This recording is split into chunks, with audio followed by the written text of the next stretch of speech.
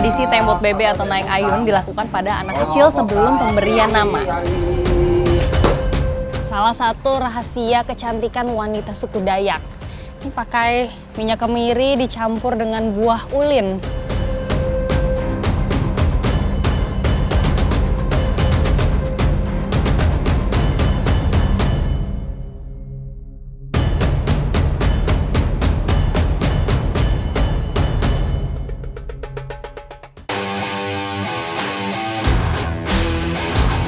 Roda motor trail saya mulai menapaki medan tanah yang terjal.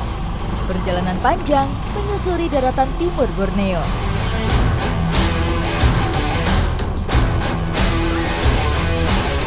Petualangan saya kali ini akan mengeksplor kampung yang ada di ujung Kutai Barat, yaitu Kampung Tanjung Soke.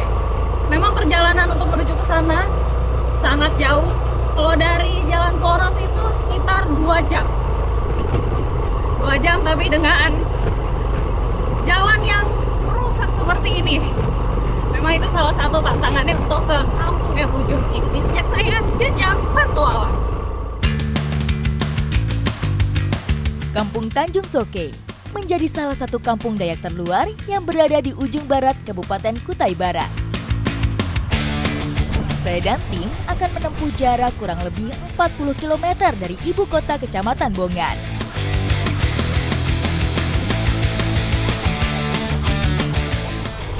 Wow, bentar lagi lewati jembatan lagi.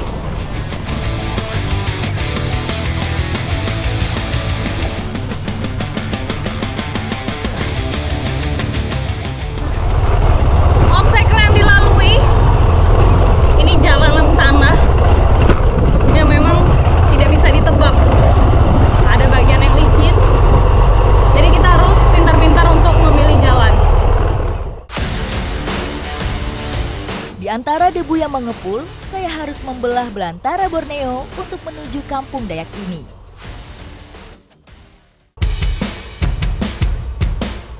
Setelah perjalanan yang cukup melelahkan, akhirnya saya dan tim jejak petualang tiba di kampung Tanjung Soke.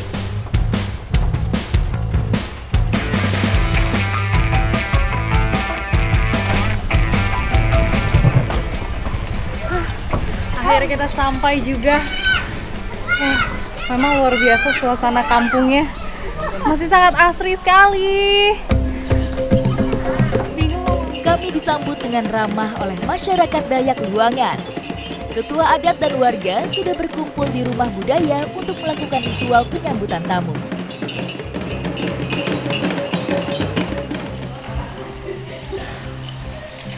Kedatangan saya di Tanjung Soke langsung disambut hangat oleh warga desa suku Dayak Luangan. Nah, barusan upacara adatnya namanya adalah belian.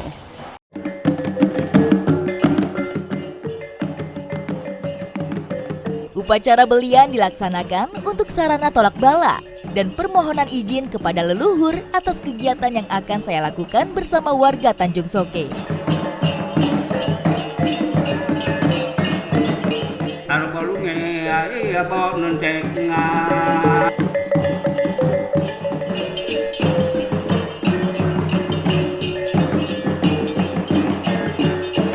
Pengading mulai keliling untuk meletakkannya di atas kepala saya dan disusul pengolesan bedak basah di pipi, leher, dan kening kepada semua warga yang hadir.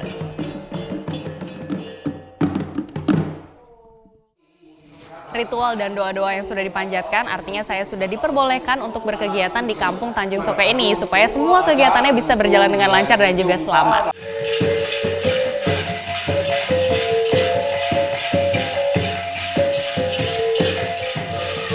Selain belian, tarian gantar juga menjadi rangkaian acara penyambutan saya.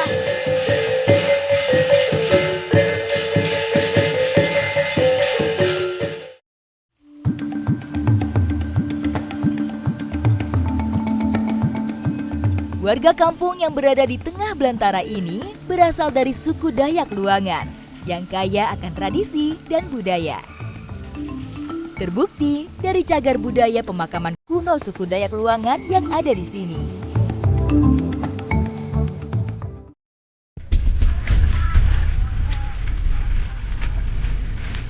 Terbentuknya Kampung Tanjung Soke tak bisa lepas dari sejarah pertanian yang ada di sini. Kampung seluas lebih dari 24.000 hektar ini konon berdiri sekitar tahun 1941.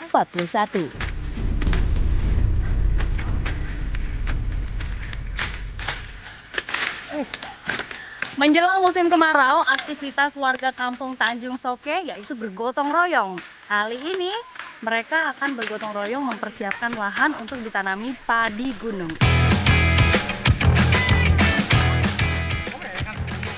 Menanam padi gunung membutuhkan waktu yang sangat panjang, mulai dari pembukaan lahan hingga panen. Saat bulan-bulan kemarau seperti ini, warga akan bergotong royong membersihkan lahan yang akan mereka tanami di musim penghujan. Sebenarnya kebun ini tuh milik perorangan, tapi yang mengerjakan tuh ramai-ramai sekali karena memang rasa gotong royong dan juga kekeluargaannya di sini tuh masih sangat tinggi. Ibu masih semangat kan? Semangat! Semangat! Padi gunung ditanam menggunakan sistem lahan berpindah. Cara ini bertujuan untuk mengembalikan kesuburan tanah yang akan digarap setiap tahunnya.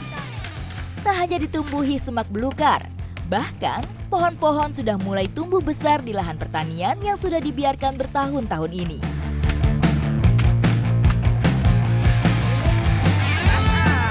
Proses pembukaan lahan itu bisa berlangsung selama berhari-hari karena lahannya luas. Bisa mencapai berhektar-hektar juga. Makanya di sini saya mau ke lokasi lahan yang siap untuk dibakar. Pak, saya ke sana dulu ya. Oke.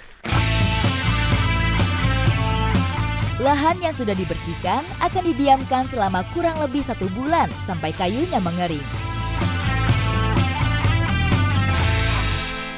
Sebelum proses pembakaran, ini saya ngedak lahan dulu. Jadi memisahkan antara yang mau dibakar sama yang tidak. Supaya apinya nanti tidak menyebar kemana-mana. Ngedak menjadi sistem tradisional yang dibuat petani lahan berpindah untuk melindungi lahan lainnya dari rambatan api saat proses pembakaran lahan. Proses ngedak dilakukan dengan membersihkan semak dan kayu-kayu yang ada di sekeliling lahan yang akan dibakar.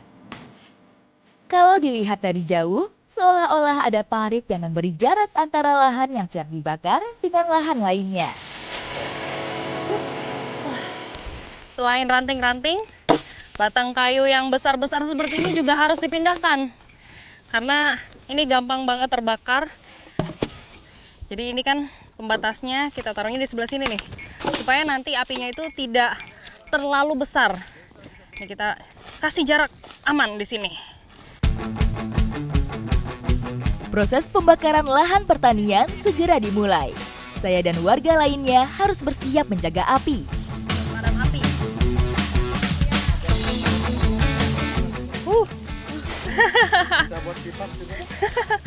Setelah ngedak, ini kita potong daun yang masih basah seperti ini untuk memadamkan api.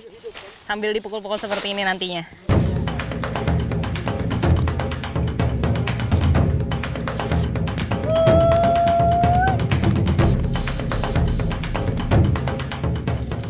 Api yang berkobar perlahan menyengat kulit. Dalam sekejap, api berkobar membakar semak belukar dan ranting yang sudah mengering. Ini memang langsung merembet ya? Iya Mbak, langsung begini. Itulah fungsi. Tadi kita memisahkan jalur. Terlihat kalau apinya itu merembet dengan cepat sekali. Nah ini, di sini aja udah berasa panas banget. Sekarang saya sebagai penjaga api. Jadi kalau apinya sudah mulai merembet, nah saya akan pukul-pukul apinya pakai ini, pakai daun basah. Tak hanya asal membakar lahan, masyarakat Dayak Luangan mempunyai cara tersendiri untuk menjaga wilayah di sekitarnya supaya aman dari rambatan api.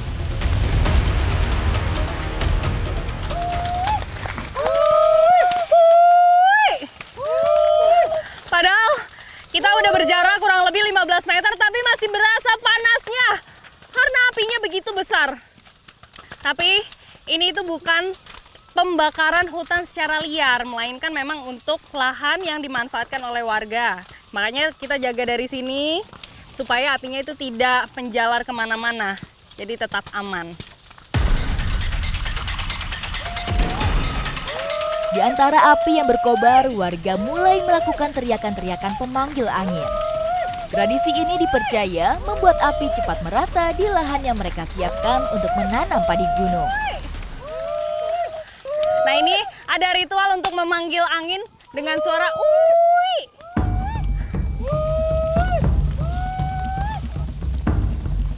Dengan daun basah di tangan, saya dan semua warga bersiaga menjaga api supaya tidak merambat ke lahan lainnya.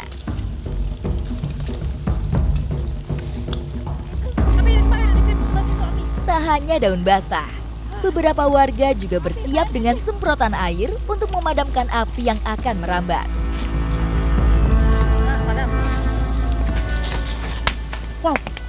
Sebenarnya warga di sini tuh selalu memanfaatkan lahan yang sama, jadi tidak membuka lahan sebanyak-banyaknya di hutan yang sangat luas ini. Karena memang prosesnya selalu berulang setiap 1 tahun sekali. Abu dan arang sisa pembakaran ini akan menjadi pupuk alami saat lahan sudah siap untuk ditanami.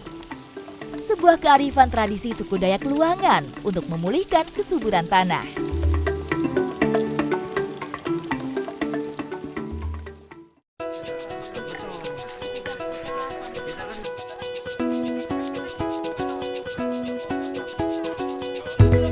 Setelah tenaga terkuras habis, saatnya saya mencicipi padi gunung hasil pertanian warga Tanjung Soke.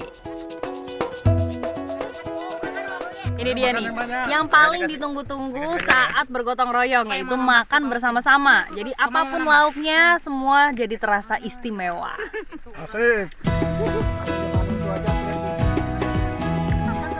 Padi gunung ditanam secara organik tanpa pupuk buatan.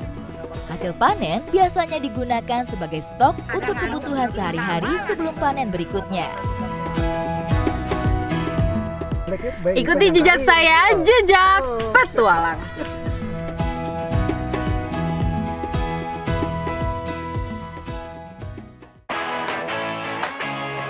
Selain pertanian padi gunung, Kampung Tanjung Soke juga mempunyai hutan tropis yang masih terjaga.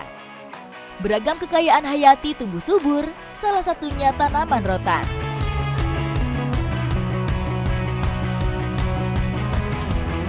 Jadi untuk kita membedakan rotan yang bagus itu kita ginikan. Nanti ketika diginikan ada begitu bercak-bercak ini tuh. Nah, nanti ketika kita bersihkan, otomatis ya dalam kita penggunaan dalam 1 bulan 2 bulan tuh nggak mudah patah atau putus.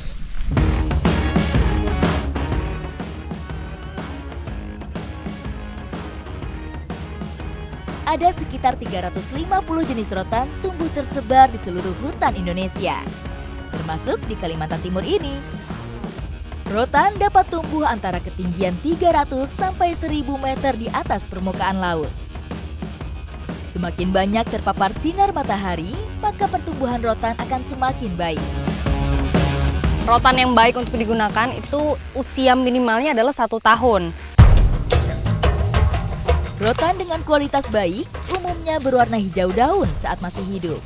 Batangnya akan berubah menjadi keputihan setelah lapisan kulitnya dikupas.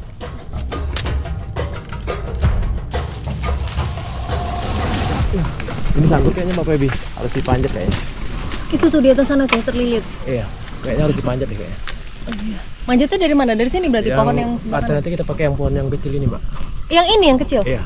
Karena rotan ini tumbuhnya melilit, nyangkut di mana-mana, makanya tuh di atas sana tuh udah nggak bisa ditarik lagi nih kita. Mau nggak mau harus naik pohon.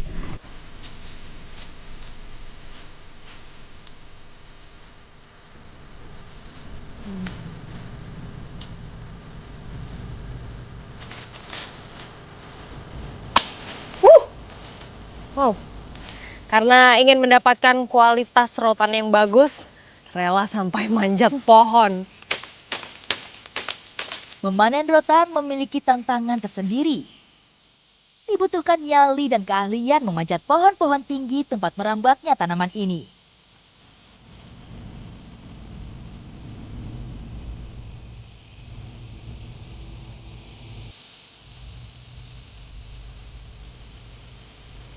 Iya, lumayan dapat 20 meter.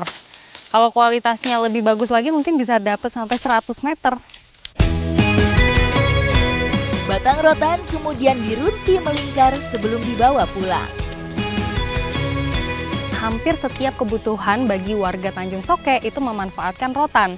Tapi tetap kita harus tetap bijak untuk mencari rotan ini, nggak boleh dalam jumlah yang banyak. Rotan ini akan digunakan sebagai salah satu perlengkapan upacara naik ayun khas suku Dayak Luangan.